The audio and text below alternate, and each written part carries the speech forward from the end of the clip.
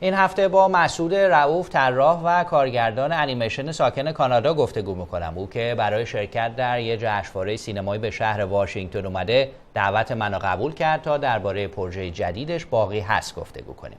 مسعود رؤوف به شما سلام میکنم. مرسی از اینکه با ما در استودیو همراه هستید. با تشکر از شما و بینندگان عزیز. خب در کانادا زندگی میکنید، نمیدونم راه که خیلی طولانی نبود، خسته نشدید؟ راه 10 ساعت راه از شهر ما به واشنگتن و در واقع راه بسیار طولانیه. چطوری میان؟ هواپیما، ماشین؟ نه این دفعه به خاطر فستیوال و چند بچه گروه دیگه کسای دیگه هم بودن تو این فستیوال، با ماشین با هم اومدیم.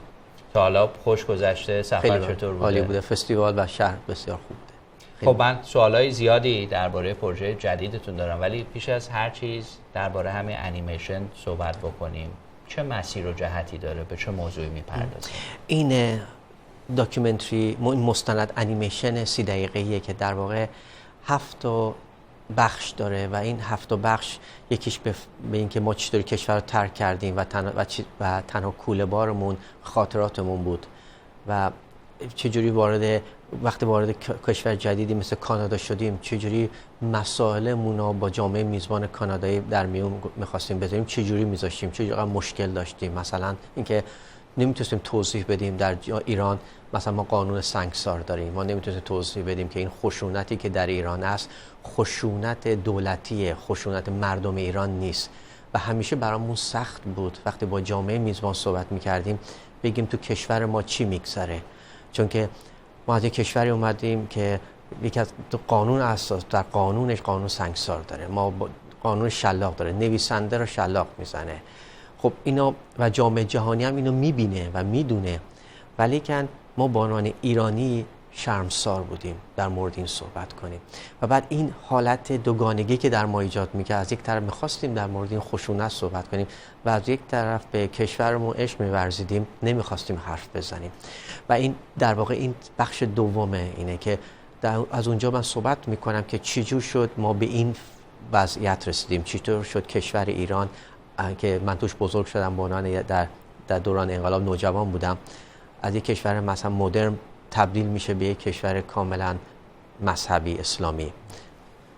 و این بخش دومش و بخش سومش در رابطه با اینه که چجوری دیکتاتوری به قدرت رسید، با چجوری دانشگاه ها رو بستن، چجوری مراکز فرهنگی ایدئولوژیک رو کارهای فرهنگی رو بستن و چطوری اعدام‌ها شروع شد. و در واقع بحثم اینه که اعدام زندانیان سیاسی ایران، اعدام‌های و خشونت‌هایی که صورت گرفته جدا از قانون حجاب اجباری نیست، جدا از قانون سنگسار نیست. در واقع یه قانونی بود که می‌خواستن کشور رو کشور اسلامی کنن و وقتی که خواستن اسلامیش کنن اعدام باش اومد، سنگسار باش اومد و بستن انجمن‌ها مراکز فرهنگی بود. این بخش در واقع سومه و بعد چجوری یک نسلی رو بخش چهارمش به اسم نسل شیفته در مورد نسلی صحبت میکنه که اینا از انقلاب اومده بودن، یعنی بزرگتر از ماها و میخواستن یک دنیای بهتری بسازن و چجوری حکومت اسلامی در صدد بود که این نسل از بین ببره.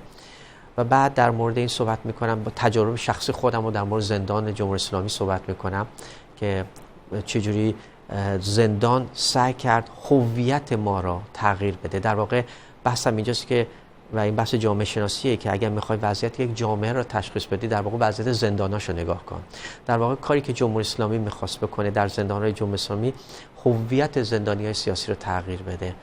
و بعد در رابطه با زندان خودمون صحبت میکنم که چجوری رئیس زندان و محسن مخملباف دایرکتور فیلم بایکوت اومد و زندانی‌ها رو مجبور کرد جلوی دوربینش بازی کنن و بعد آخر دفعه هم هویت این زندانی‌ها رو تغییر داد. آخر تیتراژ فیلم اسمشون رو گذاشت توابین قبلا مارکسیست، که من نتیجه میگیرم چجوری جامعه ایران ها تو بخش بعدی فیلم چطوری جامعه ایران ها از اون جامعه ایرانی تبدیل کردن به جامعه امت اسلام. و بعد ادامه میدم به بخش دیگه است در رابطه معلمای نقاشی منه که چجوری اینا دونه دونه بخاطر از یک نسل گذشته بودن، معلمای نقاشی که مثل آقای خلیل توللی که به ما یاد داد که چجوری جرأت داشته باشیم نقاشی کنیم و قلم رو استفاده کنیم، خطایی که میکشیم بدون ترس باشه، چجوری اینا دونه دونه از کار برکنارشون کردن و چجوری مجبورشون کردن نقاشی روی دیوار بکشن، چجوری دونه دونه مجبور شدن فرار کنن. و در واقع بخش آخر در رابطه با اینه که برمیگرده به عنوان فیلم که هست، اسمش هست باقی هست.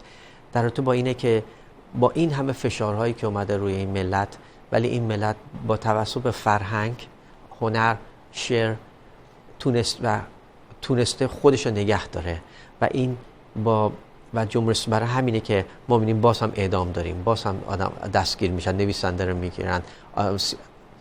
دیگه دلایلی که این دستگیریه اینا خیلی اعدام میشن، کشته میشن هنوز در جمهوری اسلامی اینه که یه عده زیادی دارن فعالیت میکنن و در واقع قدردانی و امیدیه به جوانای مملکت که دارن با فرهنگشون، با هنرشون، با بیانشون علیه دیکتاتوری میجنگن. در صحبتات اشاره کردی که مدتی در زندان بودی زمانی که در ایران زندگی میکردی. مختصر در این باره توضیح میدی چرا زندانی شدی، چه مشکلی داشتی؟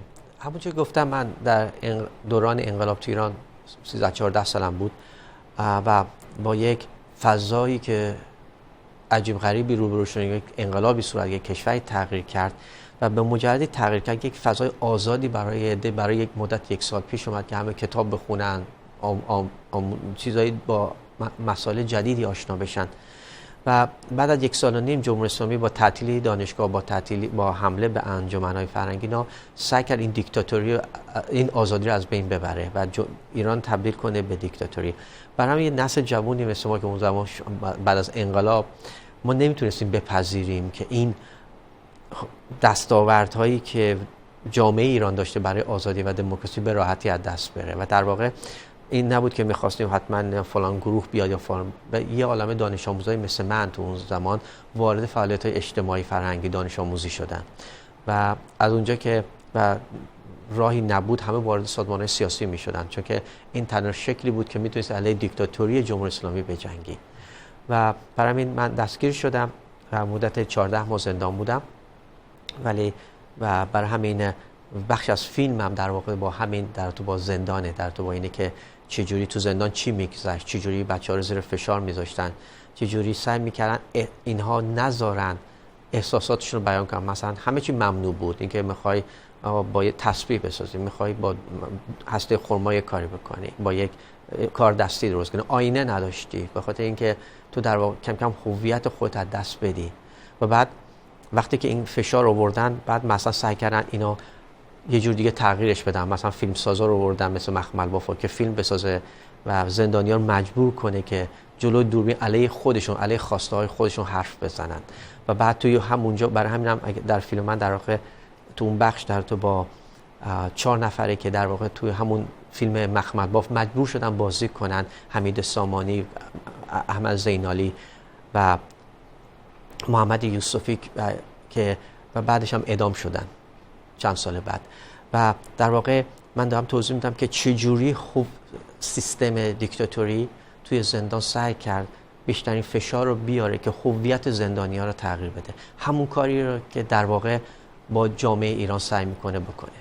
اشاره کردی به محور اصلی فیلم و بخش‌هایی که داره. خیلی کنجکاوم بدونم چرا تصمیم گرفتی این انیمیشن رو بسازی؟ چه دلایل و انگیزه‌ای داشتی؟ همونطور که می‌دونی من کارم انیمیشنه و مستنده و قاطی کردن این دوتا فرمه. در واقع انیمیشن استفاده نمی کنم برای اینکه بگم من اون روز اونجا نبودم، نمیتونستم فیلم برداری کنم، حالا انیمیشن میکنم. در واقع انیمیشن رو به عنوان یک شکلی از داستان سرایی استفاده میکنم. در واقع وارد دنیایی میشم که در واقع ما نمیتونیم ببینیمش و در واقع در اون فضای دنیای ایجاز و تخیله. و بعد این به من اجازه میده که من از طریق انیمیشن بتونم داستانم رو باز کنم، بتونم حرفم رو به شکل دیگری بزنم. برای همین انیمیشن همیشه استفاده میکنم که از فضای تخیلی خودم رو وارد داستانهای شخصی میکنم.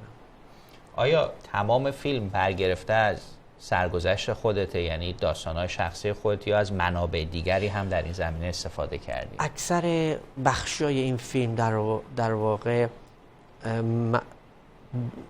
مشاهدات منه یا اونایی که شنیدم و اتفاقایی که توش در جریان بودم. مثلا خیلی چیزای خیلی ساده‌ای که اون موقع مثلا ما بچه بودیم، 13-14 ساله بودیم که مثلا زیادی از مردم ایران مثلا تصویر خمینی رو تو ماه دیدن. اوکی، خب اینا همه برای من سوال بود. اینا رو من همه استفاده کردم تو این فیلم. همه سوالایی که از اون زمان تا حالا داشتم و سعی کردم برای جوابش این فیلمو بسازم که واقعا نمیگم جوابو دارم، ولی سعی کردم توی پروسه خودم بنظرم که ببینم جواب این سوال ها چیه.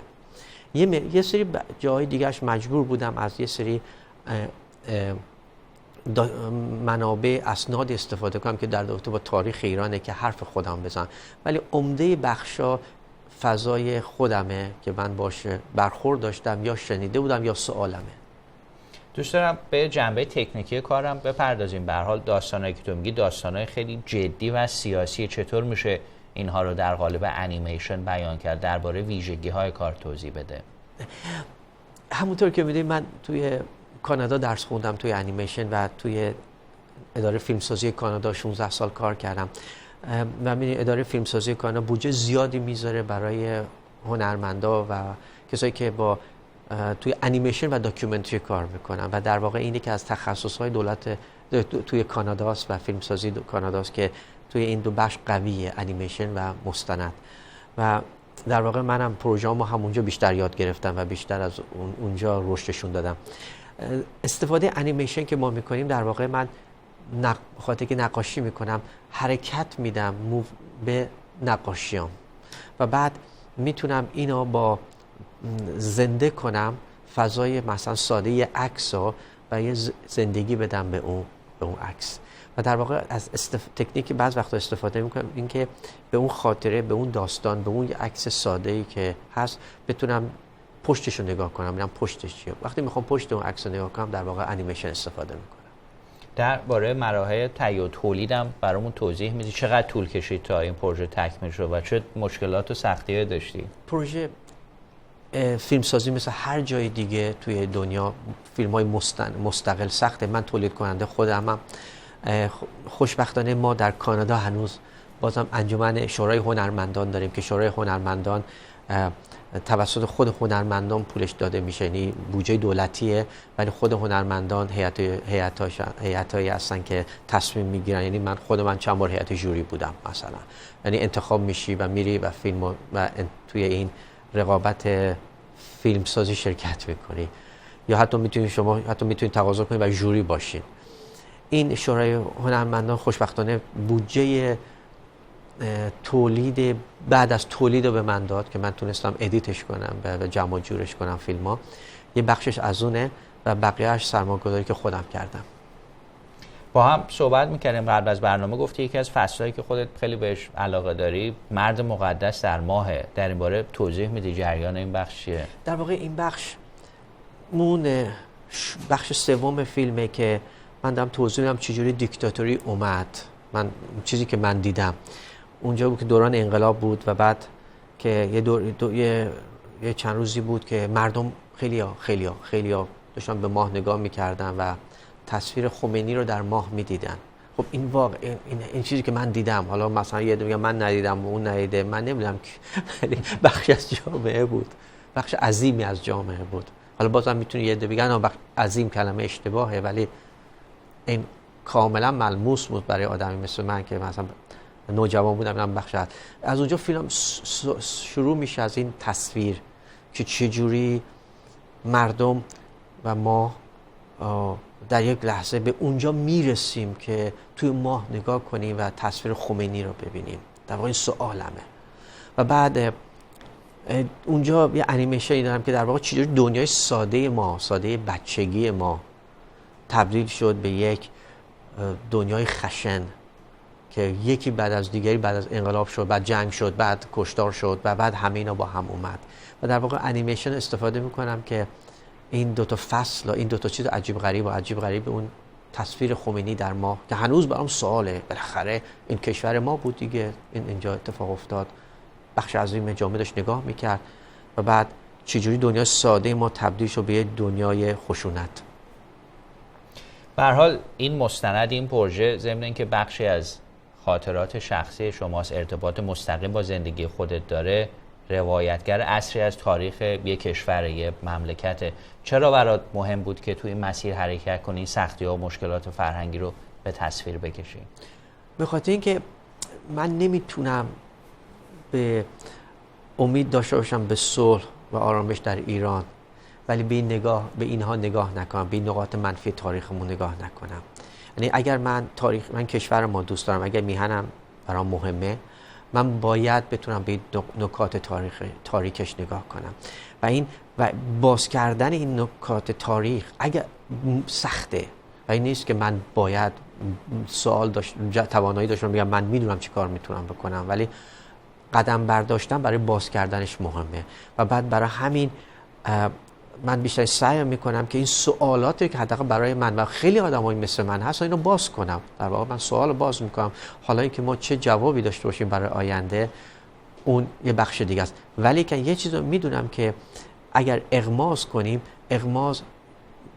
و نادیده بگیریم این نکات تاریخ کشورمون، این دوباره اتفاق میفته و دوباره ما یه نسلی داریم که میاد جلو حرف میزنه، یکی دیکتاتوری میکشتش میره. برای پایان دادن به این سلسله خشونت مجبوریم به این مسائل فرهنگی، به این نکات تاریک، به این خشونت ها نگاه کنیم.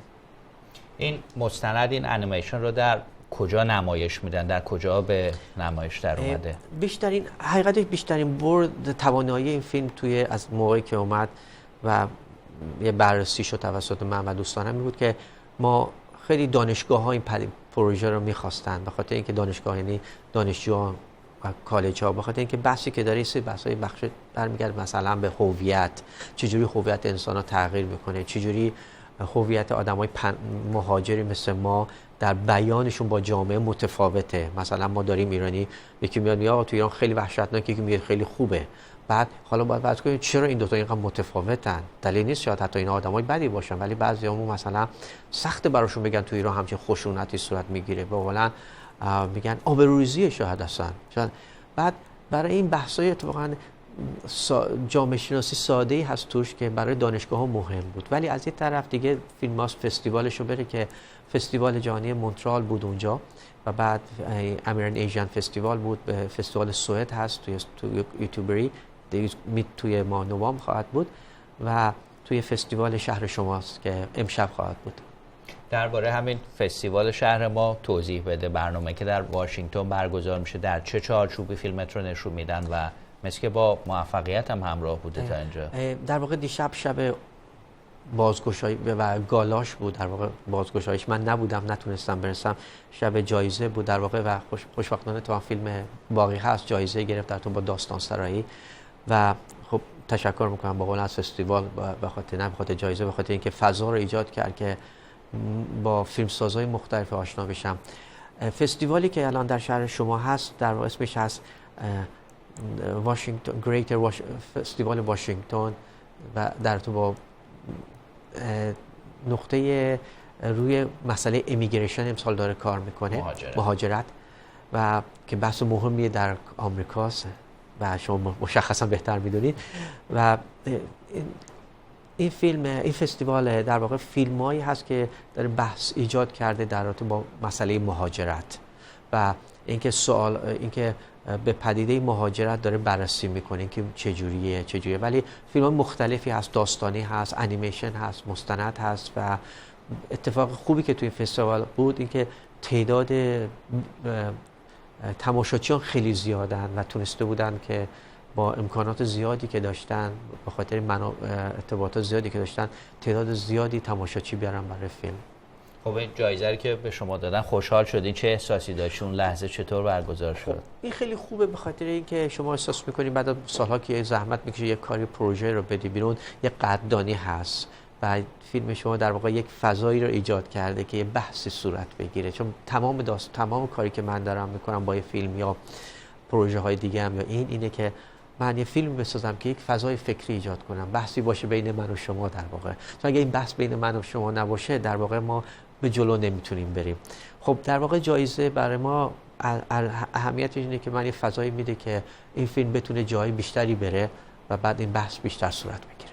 فیلم شما برای ایرانی‌ها خب آشناست، به هر حال بخشی از زندگیشونه، با خیلی از مسائلی که الان داری توضیح میدی به نحوی سر و کار داشتن و میدونن که دقیقاً چی بوده. خیلی کنجکاوم بدونم غیر ایرانی‌ها چه واکنشی داشتن بعد از دیدن کار شما.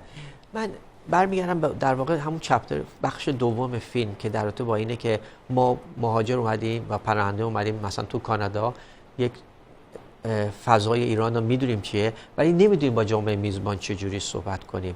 ببینید اتفاقا این ایرانی‌ها میدونن ولی ما در یه چیز خیلی ایرانی‌ها در این تفاوتی که داریم که ما اون اتفاقی رو که تو ایران افتاده چجوری بیان کنیم تو جامعه میزبان، تو این تفاوت داریم. خب یه عده میگن که ما اگه بگیم مثلا تو جامعه ایران بگیم تو ایران خشونت از سنگساره، همه فکر میکنن ما از عصر حجر اومدیم و صحبتی از آدمایی مثل ما میگیم نه، ما اتفاقا میتونیم در مورد این نوع مسائل صحبت کنیم که در جامعه این خشونت ها هست، ولی این خشونت برمیگرده به خشونت دولتی. این خشونت جامعه مردم ایران نیست و نباید فراموش کنیم که جامعه جهانی میدونه اتفاقات میفته در ایران.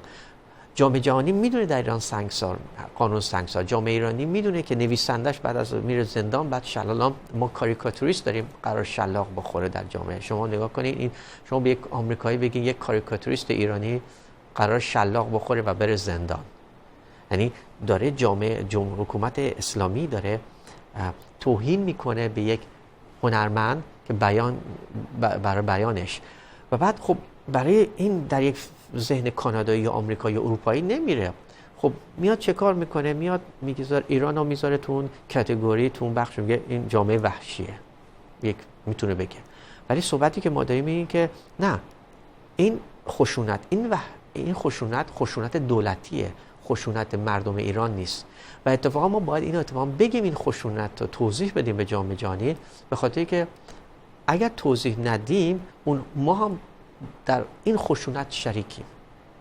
خب فکر میکنی ساخته شدن چنین آثاری چقدر تاثیرگذاره؟ یعنی خودت چه انتظاری داری؟ فکر میکنی با ساختن یه همچین مستندی به چه نتیجه‌ای میرسی؟ حقیقتش اگر که ما هرچی بیشتر بسازیم، مسئله حجم و کیفیتشه. ببین مثلا من میتونم یه مثال بیارم. توی 1973 توی شیلی کودتا شد و توی مونترال حدود 5000 تا شیلیایی بود. این 5000 تا شیلیایی کلی فیلم در مورد دیکتاتوری ساختن، کلی فعالیت کردن.